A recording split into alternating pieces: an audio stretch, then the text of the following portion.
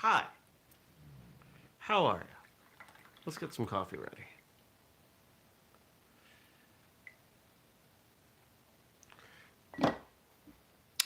Sometimes as I'm getting ready for the show, I get really excited that I'm making coffee and I kind of sing about it. And I'm not gonna repeat it, but it's let's just say I get excited about having coffee. Good morning, everybody. Welcome. Today is Thursday, April 30th, 2020. My name is Jeremy, and this is my first cup of coffee.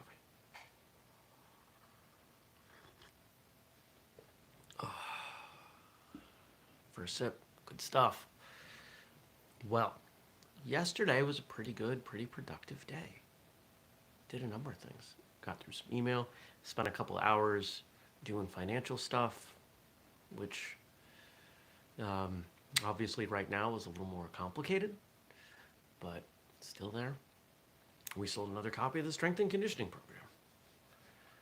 Most of those sales are coming from Facebook ads, so we're starting to spend a little bit more time dialing into Facebook ads. Since that system is working, since it is profitable, how do we make it better? So that's what we're working on now. Speed program went off to a couple more people for further evaluation. One of them caught something, so I made that adjustment. What else? What else did I do today? Or yesterday, rather. Went for a walk. Coached some CrossFit.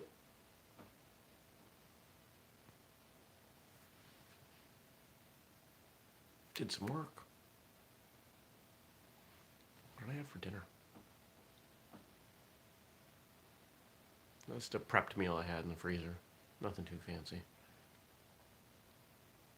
Played some video games. That's not something I do often. Played about a half hour last night. Watched some TV. Went to bed. Simple. Oh, you know what else I did? I actually, this warrants mentioning.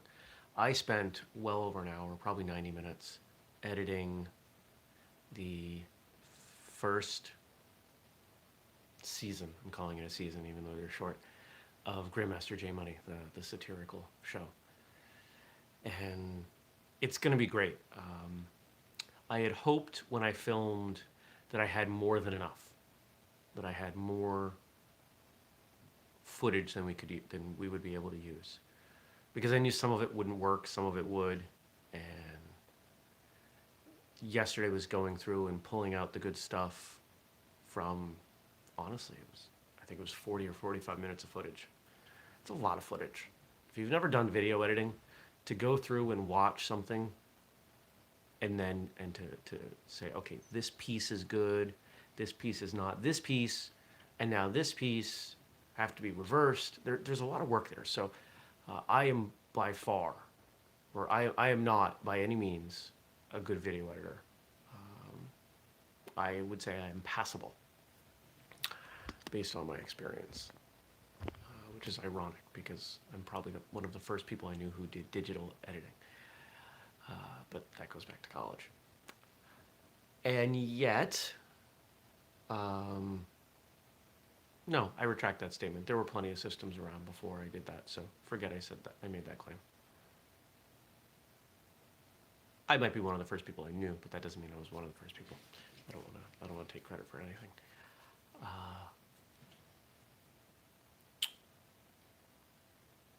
And so digging through all that just really, it was laborious.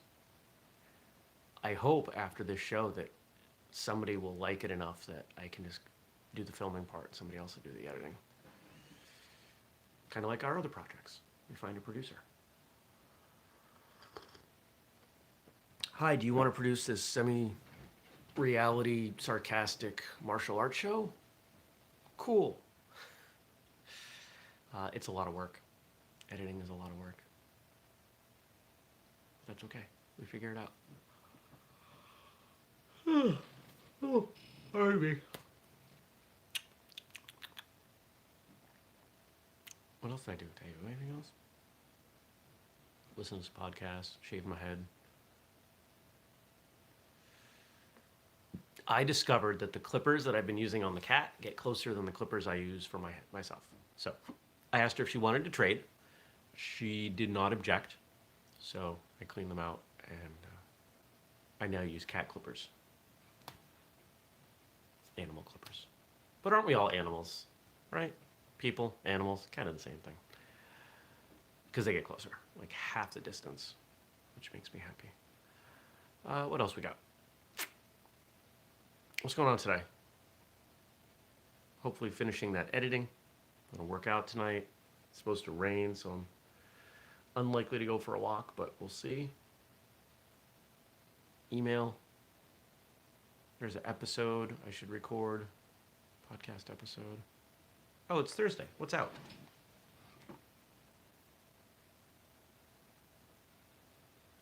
What kind of show we got? Oh, today is the fight scene analysis that I did with Josh Blum of Jackie Chan's First Strike. It's the ladder scene. It's my favorite fight scene of all time.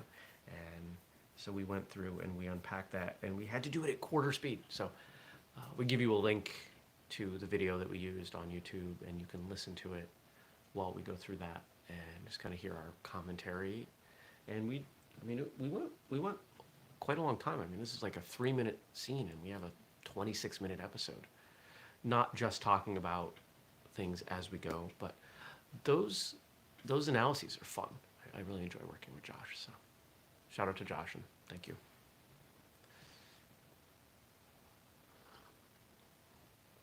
Oh, it's good coffee.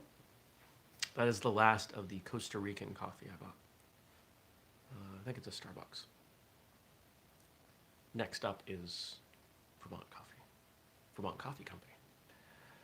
What else am I doing? Kat, what are we doing today? She's staring out the door. There's probably more work to do with plants, because right now it's kind of my life.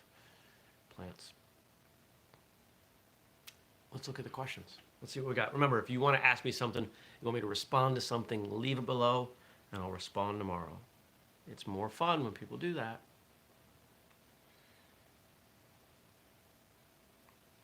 Today, Thursday, April 30th, 2020, is Honesty Day. Didn't even know there was an Honesty Day. Oh, what a tangled web we weave when we first... let's get this right.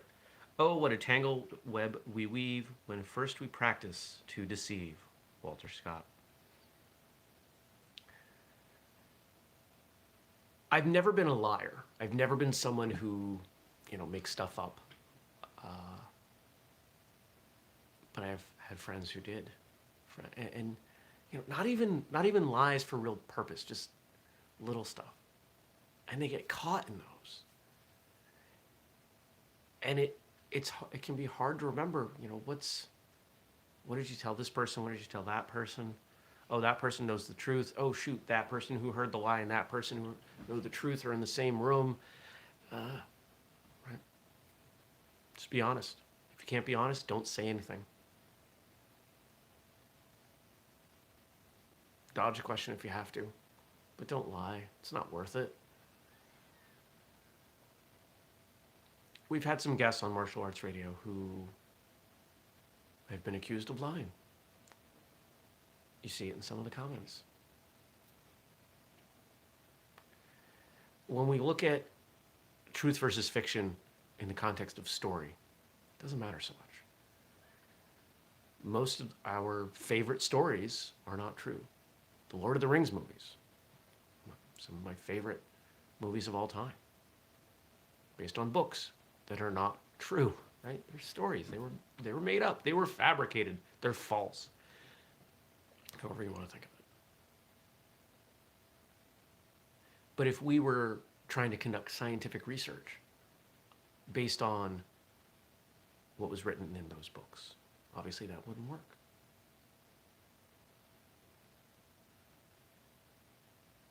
The truth matters.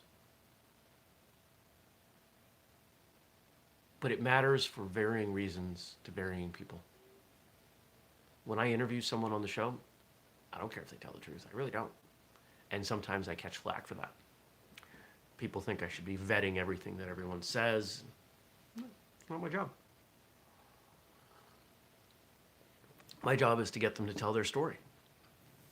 My job is not to be arbiter over what they say. Why do I deserve that position? That's silly. Especially given that there are things that were once deemed to be true that we now find false, and vice versa.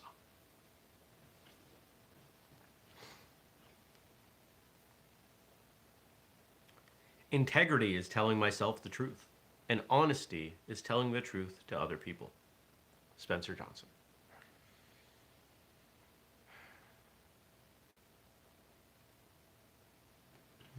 To me, integrity is less about telling myself things and more taking action. I've heard integrity described as doing the right thing even when it is difficult and even when no one is watching.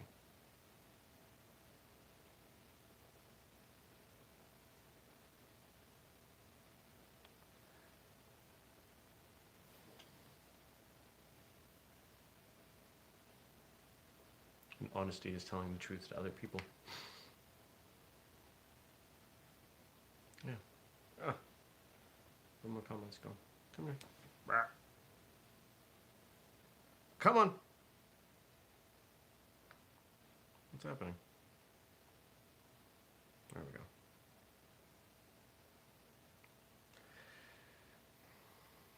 Trying to do technical things before the coffee's kicked in.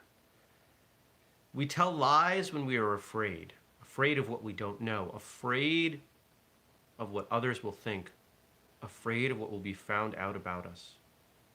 But every time we tell a lie, the thing that we fear grows stronger. Tad Williams. Is that Tad Williams, the author?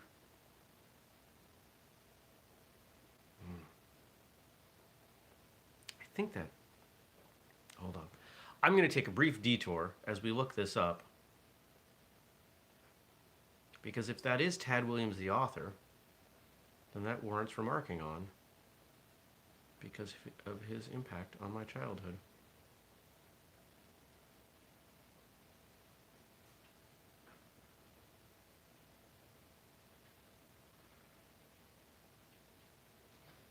Come on. This is an old tablet. It is slow. Yes. Holy cow. All right. So Tad Williams. Tad Williams wrote a trilogy called Memory, Sorrow, and Thorn. One of the best fantasy series that I ever read as a kid. I still remember not so much what happened during those books, but the emotion that I felt. There were certain scenes that just were really powerful to me. One of them about, the one that stands out the most is the hero ends up running away from people, monsters, something. I think it's monsters. Ends up in these dark tunnels and, I mean, pitch black, living off bugs, and he's in there for he doesn't know how long before he finally finds his way out. I mean, just utterly terrifying. And I remember that. I remember that vividly. I remember how I felt. And that was close to 30 years ago. Great books. So let's go back to Mr. Williams' quote and read it again, because now I'm going to read it with more conviction. We tell lies when we are afraid. Afraid of what we don't know. Afraid of what others will think. Afraid of what will be found out about us. But every time we tell a lie, the thing that we fear grows stronger. Because what are you doing? You're giving credibility to the fear. One of the things I've said many times in my life, and I'm sure on this show a number of times, we have two motivating forces, love and fear. And if you choose to act based on fear, there are many, many consequences, negative consequences, things that you will not benefit from. Don't feed the fear. This is a scary time we have right now. A lot of people are terrified. So where is the loving act? When you choose what to do and how to do it, How do you do that thing in love? How do you avoid doing that thing in fear? Love is honest. And we could go into that quote that everybody uses at their wedding, but we won't. The biblical quote. What is it? 1 Corinthians. Fear is consuming. Fear is that which creates so much, I would suggest, all of the negativity in the world. If we fight for honesty, not just literally fight, but if we work hard to remain honest and truthful,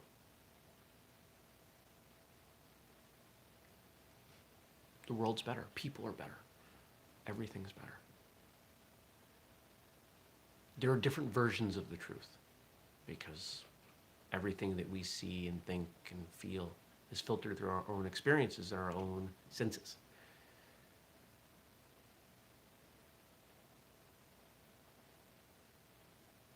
But that's okay.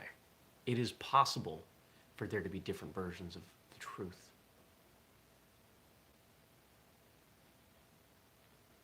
But I think it is rare that when people argue over what is true, and they both believe opposing views, that both of them truly believe what they're arguing for is right. I think quite often, at least one of those people, maybe even both, are arguing for a knowingly subjectivized version of the truth. One of my majors in college was philosophy. I majored in philosophy and computer science. And somehow in all of my philosophy classes, I found myself coming back to this notion of truth. Subjective versus objective truth. There's an objective truth. Whatever happens, happens. But the way we perceive it, the way we filter it, the way we remember it, that's subjective. Every memory you have is subjective. Everything that you think happened objectively,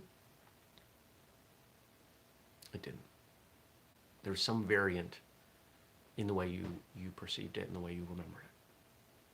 How's this for an idea?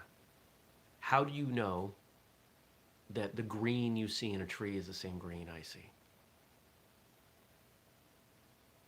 Now that tree has some kind of color. We both call it green, but is it the same color? We don't know.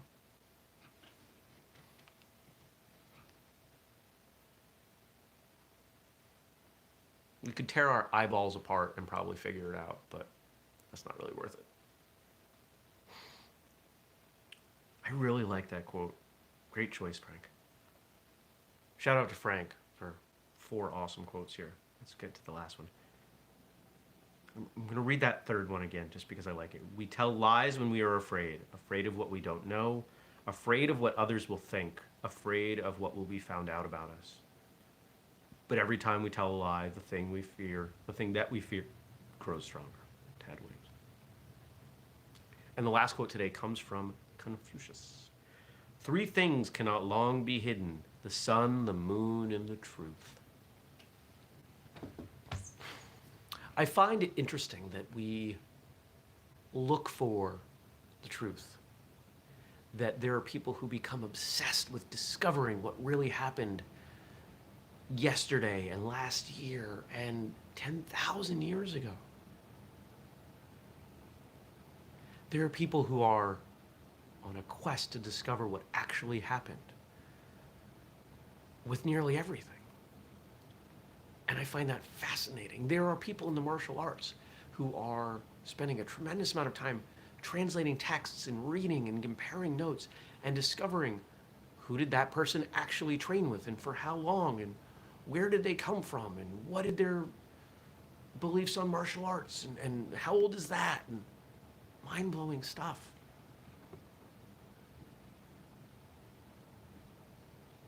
And there are people who will argue about it.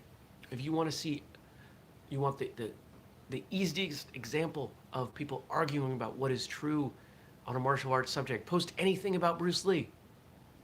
Doesn't matter what it is. Doesn't matter who posts it.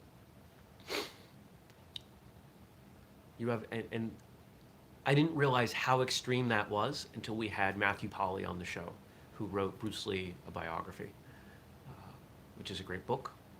And the man put a tremendous amount of time into it and was involved with everyone from people in Hong Kong to Bruce Lee's daughter, Shannon. And yet there are still people who will tear him apart and claim that certain things he wrote are false because it flies in the face of what they believe. Belief and truth are not the same thing. You can come to believe a lot of things, and those beliefs can be core to who you are. But the further your belief is from the truth, the less people want to be around you.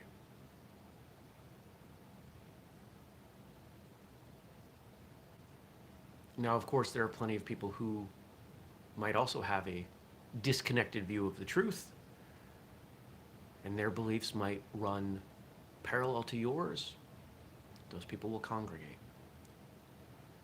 I would say all of us have some sort of cognitive dissonance, things that we think or believe that are not true, but they've become part of who we are, and they've been there for so long that it's really hard to separate them.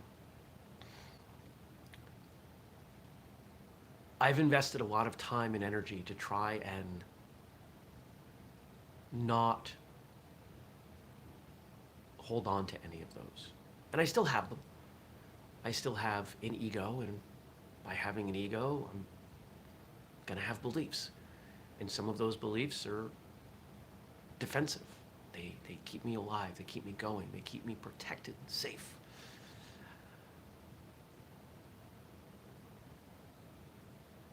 But there are many things that I've believed in the past that I've let go of. And I'm willing to let go of, hopefully, everything. See, again, back in college, I was really struck by the notion of Descartes, who has the quote that most of you have probably heard in Latin, cogito ergo sum, which is often defined as, I think, therefore I am. And that may or may not be accurate as a definition, but it's close enough that we can work with it. And the way that Descartes takes that path, cogito ergo sum, is the solution. See, because he poses the question, what if, and this was obviously thousands of years ago, the Matrix. The Matrix is basically based on what Descartes believed. You know, whether or not the story was actually taken from that, it's pretty darn similar. He poses this idea, what if what we perceive to be reality is not reality, that there's some, oh, what's the term that he uses? He uses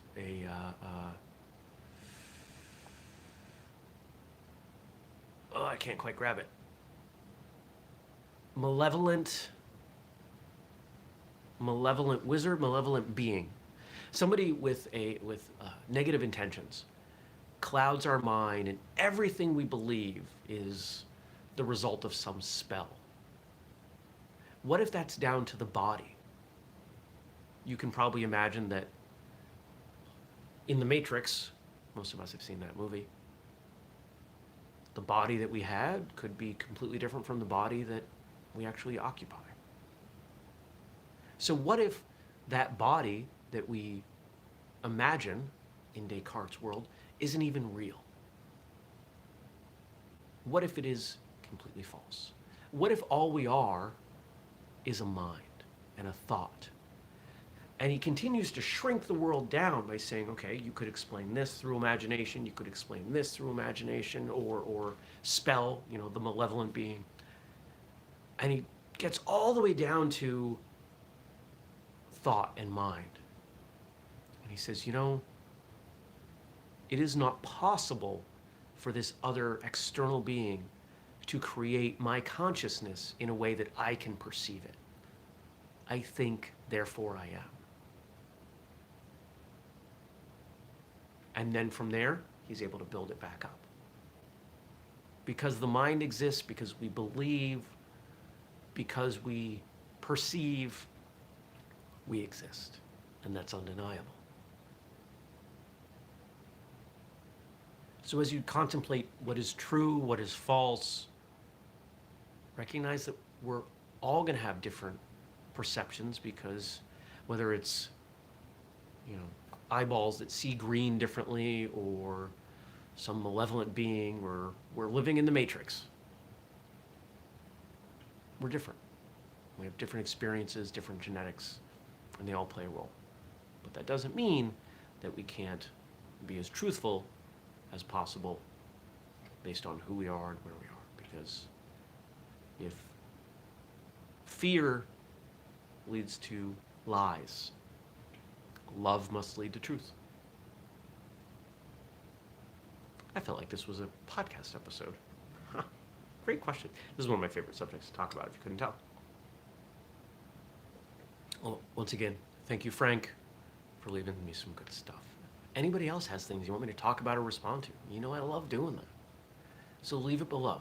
My favorite days are when we have 2, 3, 4 people leaving questions and comments. If you're new to the show, please subscribe, turn on notifications. We do the show every weekday morning, 6:30 a.m. Eastern here on YouTube. And if you want to support what we're doing, check out whistlekick.com. If you buy something in the store, use the code podcast15. Or if you don't want to buy anything, maybe you want to throw a few bucks a month, check out Patreon, patreon.com/whistlekick. If you're contributing at least $5 a month, you're getting more stuff. I put a long blog post up, maybe not long, I put a blog post up yesterday, talked about upcoming guests and a whole bunch of other stuff. Maybe that was Tuesday. I don't know, days are blurry. I hope whatever you do today, I hope it's fantastic. I hope you have a great day, and I will see you back here tomorrow. Take care, everybody.